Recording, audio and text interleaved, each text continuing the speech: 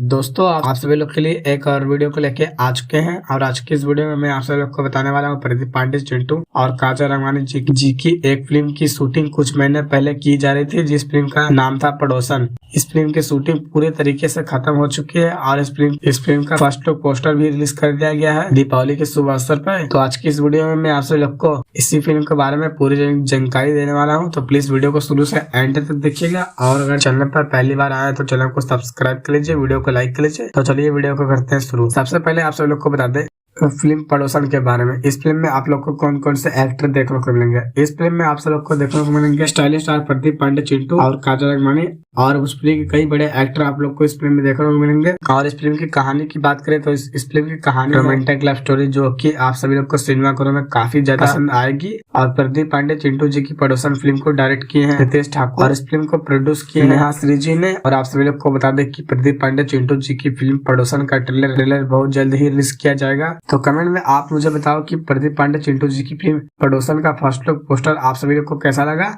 और अगर मेरी वीडियो अच्छी लगी हो तो मेरी वीडियो को लाइक कीजिए, चैनल को सब्सक्राइब कीजिए। मिलते हैं एक और नए वीडियो के साथ, तब तक के लिए बाय।